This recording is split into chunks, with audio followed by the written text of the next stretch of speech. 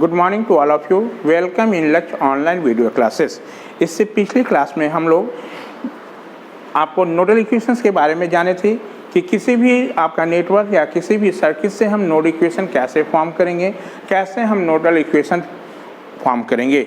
ठीक है, आज आपको स्टेप उसी का लिखवा दे रहे हैं कि हम स्टेप बाय स्टेप कैसे नोड इक्वेशन को फॉर्म करेंगे।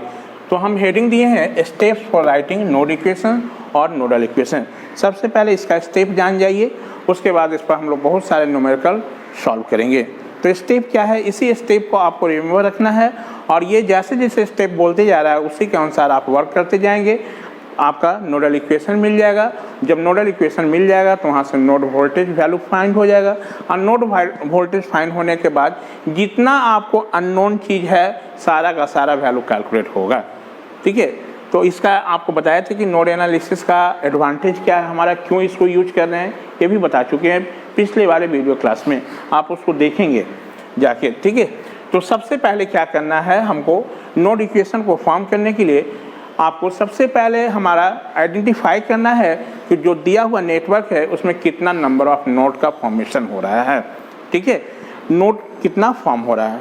तो नोड फॉर्म होने के लिए आपको कैसे नोड डिसाइड करना है ये आपको पहले से पता है कि नोड कैसे हमको डिसाइड करना है। हमेशा ये कि रिमेंबर रखेंगे कि दो हमारा जो पॉइंट है होगा, यदि इस दो पॉइंट के बीच में हमारा यदि एक वायर है, कितना ही भी पॉइंट के बीच में यदि एक वायर है हमारा, तो समझिएगा वो एक ही नोड है।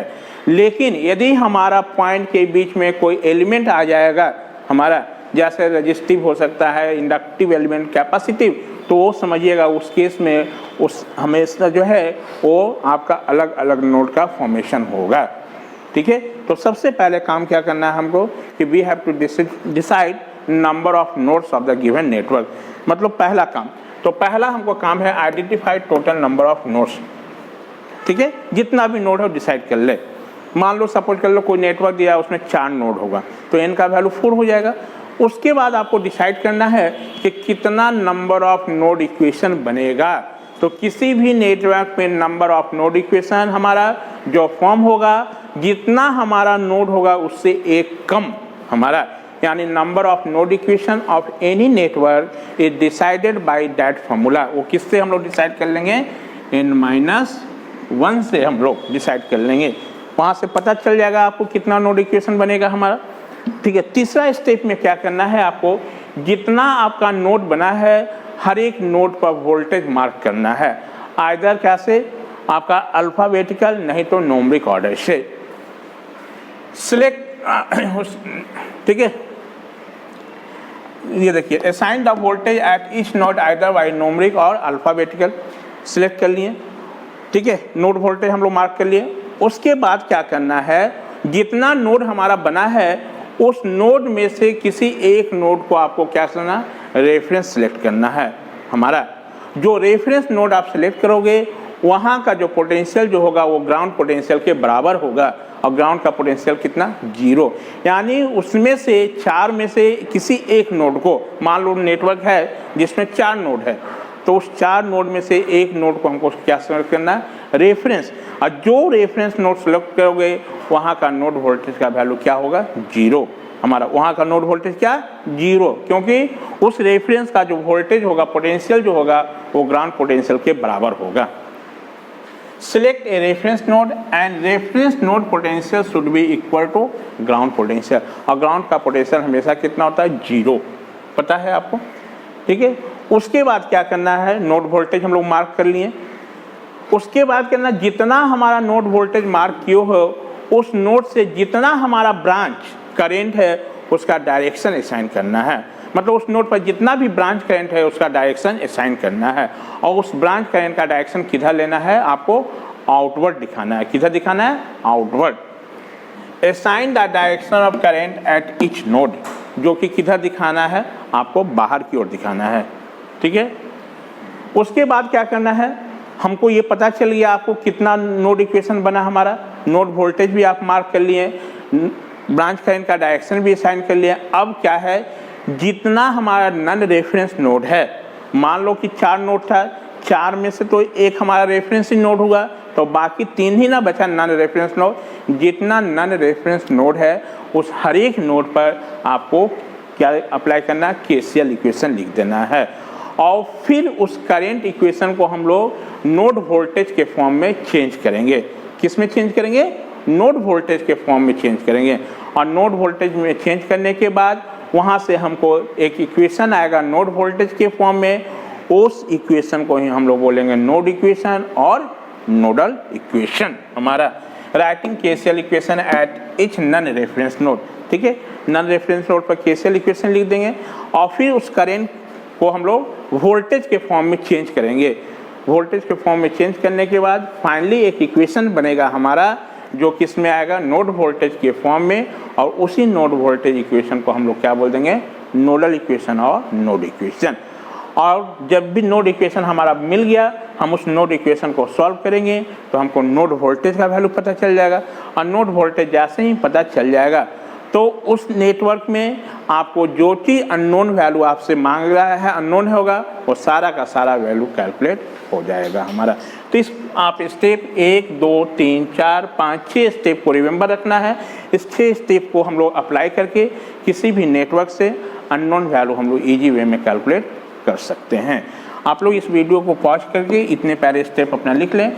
इस पे बेस्ड हम लोग अब न्यूमेरिकल सॉल्व करेंगे और ये सारे स्टेप उस समय हम इसको अप्लाई करेंगे। अपना इसको नोट डाउन कर लें।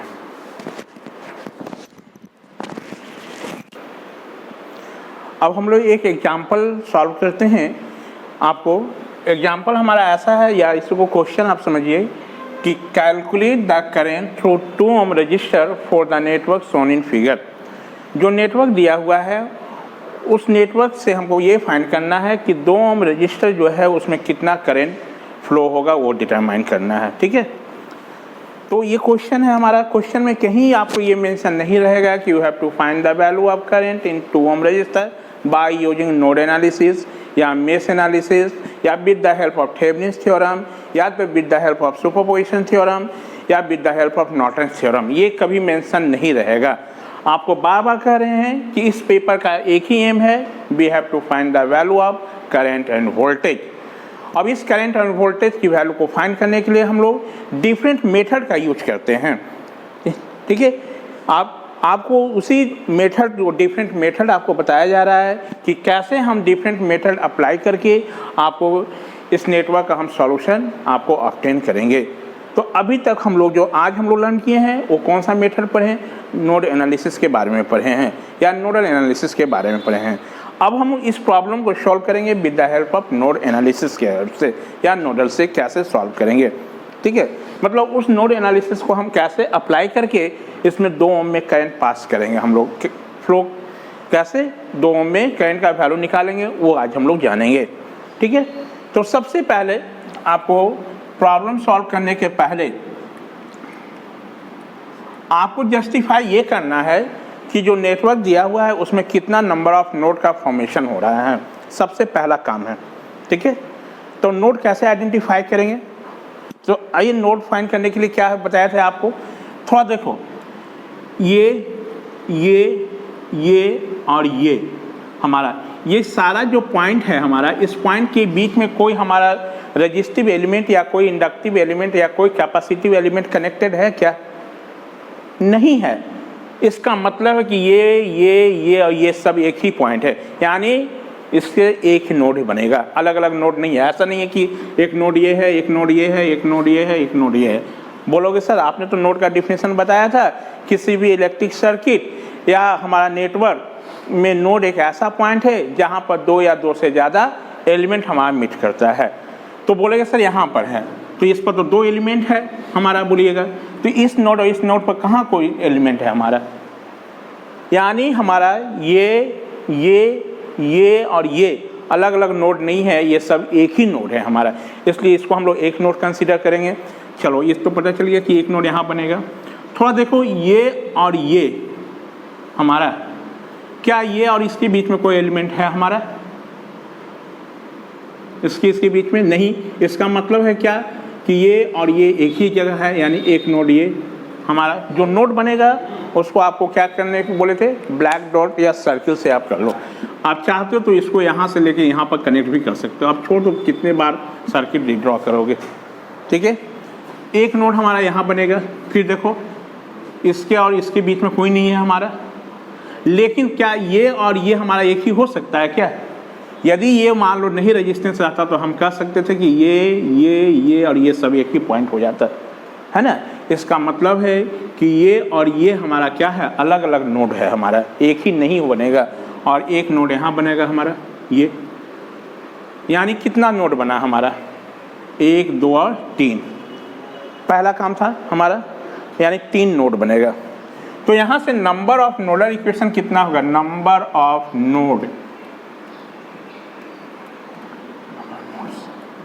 Number of nodes n equal to 3 हो गया। इसलिए नंबर ऑफ नोडल इक्वेशन या नोड इक्वेशन जो बोलना है, node equations is equal to कितना, n-1 इक्वल टू कितना, 2, यानी 2 नोड इक्वेशन बनेगा हमारा। हम लोग पहले क्या जस्टिफाई कर लिए कि कितना नोड बनेगा, है ना, उससे कितना नोड इक्वेशन बनेगा पता चल गया कि 2 नोड इक्वेशन बनेगा। यानी 2 नोड इक्वेशन बनेगा तो ये 2 नोड वोल्टेज के फॉर्म में बनेगा हमारा इक्वेशन। तीसरा काम क्या है हमारा कि जितना नोड बना हमारा वो हर एक पर नोड वोल्टेज आप मार्क कर लो, आइदर न्यूमेरिक ऑर्डर से और नहीं तो कैसे, अल्फ़ाबेटिकल से। चलो हम न्यूमेरिक ऑर्डर से ही कर रहे हैं। इसको हम लोग फर्स्ट नोड बोल रहे हैं, इसलिए V1 कोई जरूरी नहीं है, आप इसको भी फर्स्ट कर सकते हो, इसको भी फर्स्ट कर सकते हो, इसको सेकेंड, और इस नोड को हम क्या कर दिए, थर्ड, ठीक है। नोड वोल्टेज मार्क कर लिए। नोड वोल्टेज मार्क करने के बाद हमारा आपका यहाँ पर जितना नोड बना है उस नोड में से किसी एक नोड को आपको ग्राउंड सेलेक्ट करना है। क्या सेलेक्ट कर लेना है, ग्राउंड, हमारा मतलब रेफरेंस नोड मानना है। तो रेफरेंस नोड किसको सिलेक्ट करोगे, तो रेफरेंस नोड जनरली हमारा उसी नोड को सिलेक्ट करते हैं जहाँ पर हमारा क्या होता है, मैक्सिमम जो नंबर ऑफ क्या हमारा ब्रांच मीट करता है। जैसे इस नोड पर बात कर ले हमारा, तो यहाँ पर देखो कितना होगा, 1 2 3 4 ब्रांच मीट करेगा वो। तो छोड़ दो कहाँ पर, हाँ आपको ये रिमेंबर रखो हमारा कि इस 3 में से किसी एक को रेफरेंस सेलेक्ट करना। और रेफरेंस जनरली हम लोग कहाँ, ग्राउंड के रिस्पेक्ट में करेंगे। तो हमारा क्या है, ये एक्स एक्सिस के बिलो हमारा जो होगा उसी पॉइंट को आप रेफरेंस सेलेक्ट कर लेना, यानी इसको हम लोग रेफरेंस मान लिए।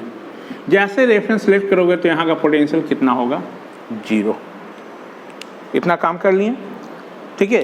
तो थोड़ा स्टेप यदि रिमेंबर होगा तो आप थोड़ा देखो, पहला था आइडेंटिफाइड नंबर ऑफ नोड भी कर लिए, दूसरा बताए थे assign the number of node voltage, node voltage का भी मार्क कर लिए। तीसरा था इसमें क्या कि इस नोड में से किसी एक को ग्राउंड सिलेक्ट करना था, स्टेप 3 का भी काम कर लिए।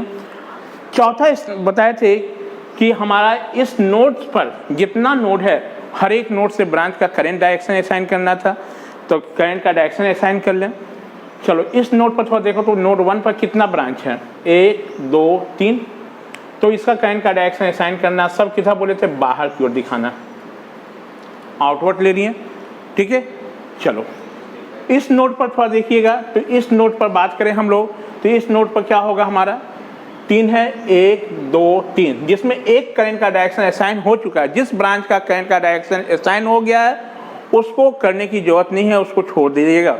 जिसका नहीं है उसको करना है। तो ये, और जिस क्वेश्चन में मान लो किसी ब्रांच का करंट का डायरेक्शन पहले से असाइन है तो उसको एज यूजुअल रहने देंगे उसी डायरेक्शन में, उसके डायरेक्शन को चेंज करने की जरूरत नहीं है हमारा, ठीक है। बार बार रिपीट कर रहा हूँ कि जिस ब्रांच करंट का डायरेक्शन पहले से क्वेश्चन में मेंशन है उसको एज यूजुअल रहने देना है, उसको चेंज करने की जरूरत नहीं है। हमको उसी ब्रांच करंट का डायरेक्शन आउटवर्ड दिखाना है जो ब्रांच करंट का डायरेक्शन मेंशन नहीं है हमारा। कर लिए हम लोग हर एक नोट से। अब देखो इस नोट से आप मेंशन कर चुके हैं सारे नोट पर, मतलब उसी आपका नोट का करंट डायरेक्शन मेंशन करना है जो हमारा क्या है, नन रेफरेंस नोड है। तो यही नन रेफरेंस नोड है। इस नन रेफरेंस नोड पर हर एक ब्रांच का करंट का डायरेक्शन हम लोग क्या के लिए असाइन कर लिए। Is it clear? अब सोचो तो देखो इस नोट पर बोलोगे सर तो इस नोट पर भी हो चुका है, इसका ये तो यहीं पर है ना, आपका ये यहीं पर है, समझो तो इस सारे ब्रांच का करंट का हो गया डायरेक्शन असाइन, काम कर लिए, ठीक है। उसके बाद हम क्या था, मतलब ब्रांच करंट डायरेक्शन असाइन करने के बाद हम लोग बोले थे कि जितना नन रेफरेंस नोड बना है उस पर केसीएल इक्वेशन लिख दें, ठीक है। तो तो हम लोग कितना नॉन रेफरेंस नोड है हमारा 2, उस नॉन रेफरेंस नोड पर हम लोग क्या लिख रहे हैं, केसीएल इक्वेशन अप्लाई कर रहे हैं। तो writing KCL equation eight node 1, suffix में लगा हुआ है इसलिए उसको नोड 1 बोल दे रहे हैं। चलो वो जो है आपने करंट का डायरेक्शन असाइन किया उसका नेमिंग भी कर लो। तो ये हम I1 मान लिए, ये I2, कोई जो ही नहीं, आपको जिसको मानना है मानो, I3, I4, I5, ठीक है। चलो 1 पर थोड़ा देखो, तो 1 पर 3 ब्रांच करंट है हमारा, वो कौन कौन सा, I1, I2 और I3, जिसमें I1 क्या है, आउटगोइंग, तो minus I1 minus I2 minus I3 equal to कितना, 0। क्लियर। इसको आप लिख सकते हो ऐसे भी, इतना दूर हम लोग ये कर दे रहे हैं, बाद में उधर भी सॉल्व करेंगे। तो ये कॉमन ले लें, तो माइनस कॉमन ले लिए हैं, ठीक है।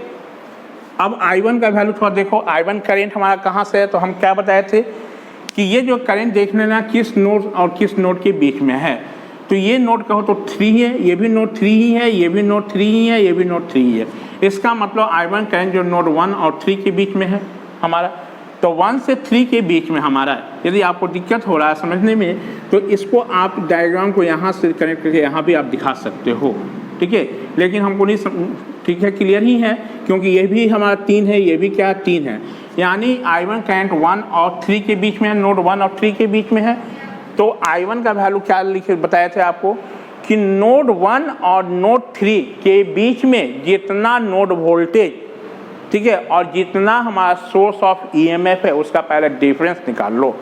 चलो तो बताओ, यहाँ पर देखो नोड 1 और 3 के बीच में 1 ये है और इसका 3 ये हमारा है, इसके लिए I1 के लिए, ठीक है। तो यार इसके लिए कितना होगा सोर्स का डिफरेंस, एक आपका V1, ठीक है। उसके बाद क्या है, यहाँ पर कितना है पोटेंशियल, इसी पर V3 भी है और इसके बीच में एक सोर्स EMF का वैल्यू क्या है, 20 वोल्ट है, ठीक है। आप यदि चाहो तो इस नेटवर्क को ऐसे भी बना सकते हो।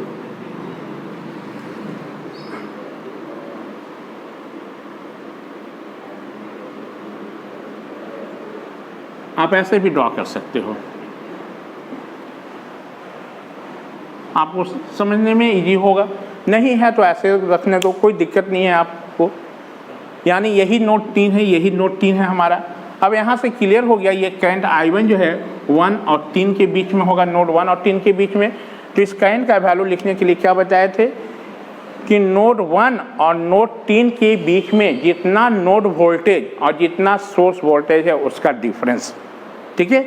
चलो स्टार्ट करो वहाँ से, तो नोड वोल्टेज V1, वहाँ से स्टार्ट करो तो वो तो V1 प्लस डिफरेंस माइनस इस सोर्स का, तो ये सोर्स का अपना मैग्नीट्यूड प्लस होगा कि माइनस होगा, पहले वो डिसाइड करना है।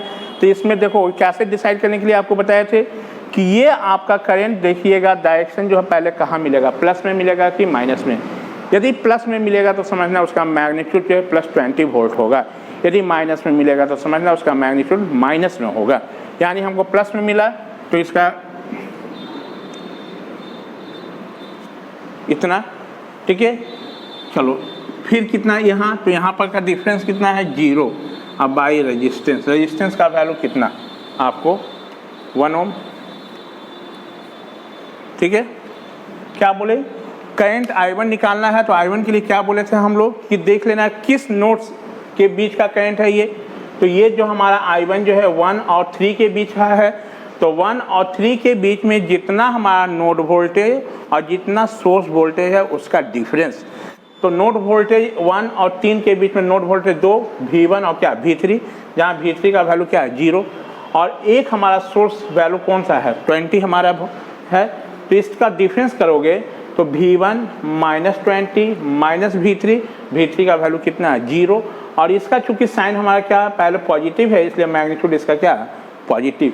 यदि मान लो ये नेगेटिव मिलता हमारा तो क्या करता है यहाँ पर ये माइनस होता 20, और माइनस माइनस उसको क्या करता है प्लस कर देता है। चलो इसलिए ब्रैकेट में हम डाल दिए हैं, ठीक है। प्लस I2 देखिए तो करंट कहाँ फ्लो हो रहा है बाबू, I2 करंट यही हमारा कहाँ नोड 1 और नोड 3 के बीच में है हमारा, ये नोड 1 से नोड 3 के बीच में है हमारा I2 हमारा ये। तो इसके लिए डिफरेंस कितना हो जाएगा, क्योंकि 1 और 3 के बीच में इसके लिए कोई हमारा बैटरी नहीं है, कोई सोर्स ऑफ EF नहीं है, तो डिफरेंस कौन सा होगा V1 माइनस कितना V3।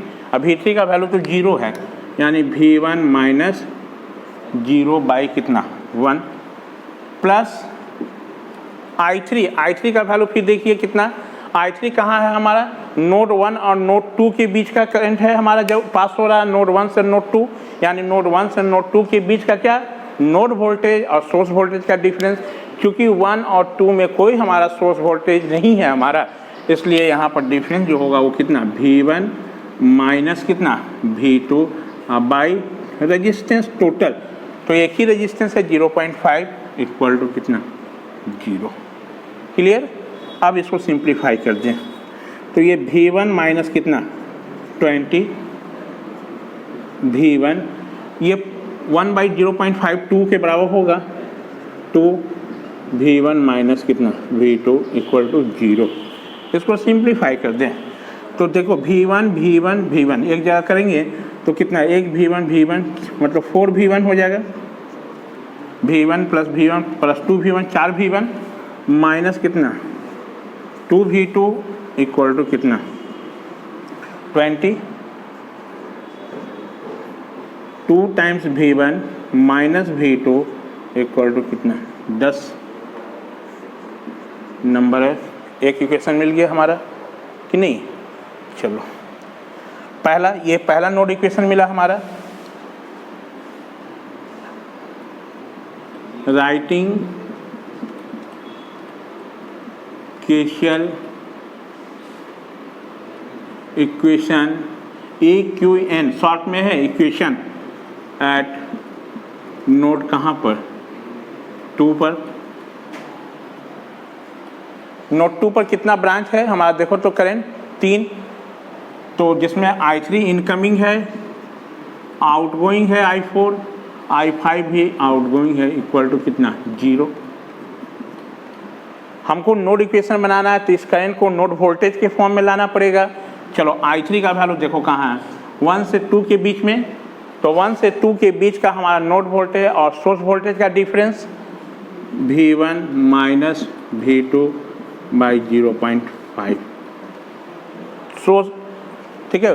Potential difference divided by total resistance, यही कर रहे हैं हम लोग।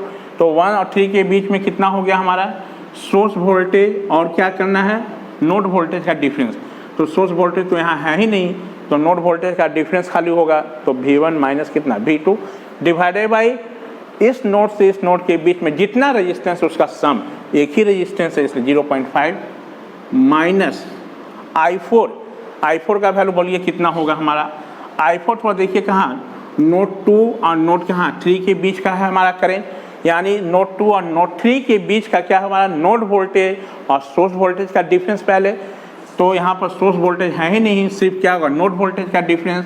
तो नोड वोल्टेज का डिफरेंस क्या होगा यहाँ पर V2 माइनस कितना 0। अब बाई रेजिस्टेंस टोटल एक ही रेजिस्टेंस है 2 माइनस I5 का वैल्यू आप लोग बोलिए अब कितना हो जाएगा। तो I5 देखिए कहाँ नोड 2 और नोड 3 के बीच का है हमारा इसके लिए। तो नोड 2 और नोड 3 के बीच में इसमें आपका देखें तो 2 नोड वोल्टेज है, एक V2 एक V3 और साथ में एक सोर्स वोल्टेज भी है, यानी नोड वोल्टेज और सोर्स वोल्टेज का डिफरेंस। तो नोड वोल्टेज हम V2, ठीक है, इस माइनस इसका डिफरेंस, तो इसका अपना मैग्नीट्यूड कितना है प्लस 20 अब बाई कितना, अब माइनस कितना हो जाएगा 0। ये नोड वोल्टेज और सोर्स वोल्टेज का डिफरेंस हो गया डिवाइडेड बाई रेजिस्टेंस का वैल्यू कितना टोटल, तो एक ही रेजिस्टेंस है 1 इक्वल टू कितना 0। ये अब इसको सिंप्लीफाई कर लें तो ये 2 टाइम्स V1 माइनस कितना 2 V2, 1 बाई 0.5 का वैल्यू 2 हो जाएगा, 2 times V1 minus V2 minus कितना V2 माइनस कितना V2 प्लस कितना 20 इक्वल टू 0। यहाँ से इसको सिंप्लीफाई करें तो 2v1 minus 4v2 equal to कितना, -20 हमारा होगा हमारा। ठीक है, यहाँ पर थोड़ा चेक कर लेंगे। I3 + I4 + I5 equal to 0। I3 हो गया इनकमिंग, I4 आउटगोइंग, ये भी आउटगोइंग इक्वल टू 0। ठीक है, V1 माइनस V2, इसका डिफरेंस V2 I3 I4 का वैल्यू V2। ठीक है, इसका डिफरेंस हो गया V2 minus 20, V2 minus 20 minus 0 equal to इतना। ठीक है, +20 इक्वल टू, ठीक है, इतना 20। सही है, यहाँ पर आपको कितना हो जाएगा, V1 माइनस 2v2, 2 कॉमन ले रहे हैं, इक्वल टू माइनस कितना, 10। ये दूसरा इक्वेशन मिल गया हमारा। ये दोनों इक्वेशन को सॉल्व करें। सॉल्विंग इक्वेशन 1 एंड 2, दोनों इक्वेशन को यदि हम लोग सॉल्व करें तो हमको क्या मिलेगा, V1 और V2 का वैल्यू मिलेगा हमारा।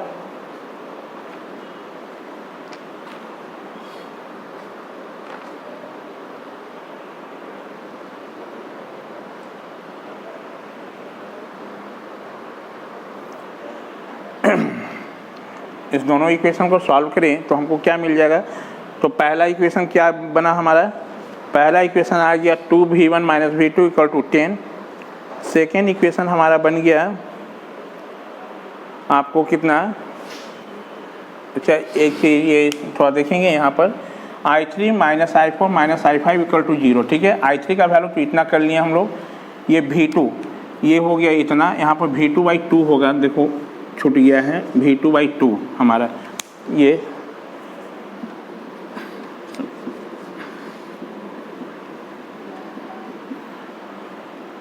पहले पूरे वीडियो देख लेना, उसके बाद पॉज करके अपना बनाना। ठीक है, एक वैल्यू यदि छूट जाएगा तो सारा चीज़ मिस्टेक हो जाएगा। यहाँ से ये हो गया /2, ये -V2 + 20 इक्वल टू 0।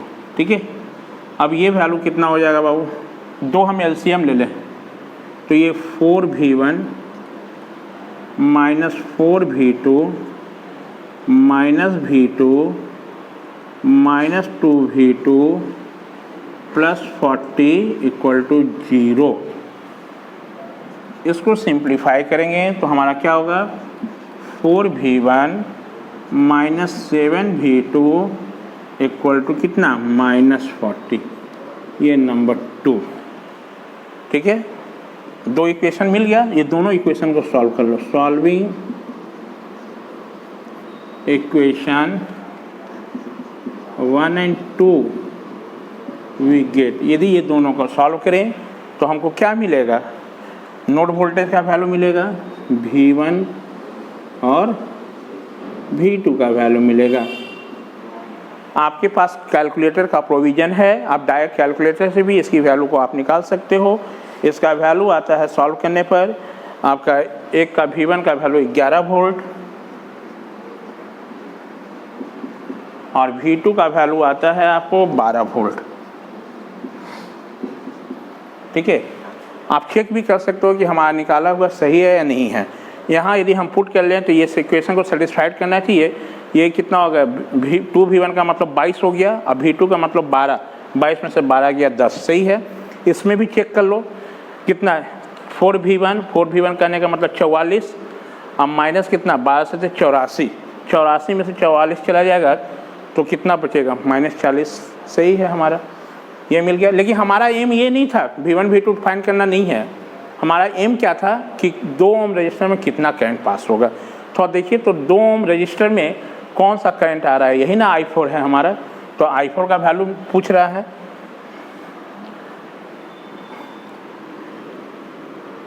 करेंट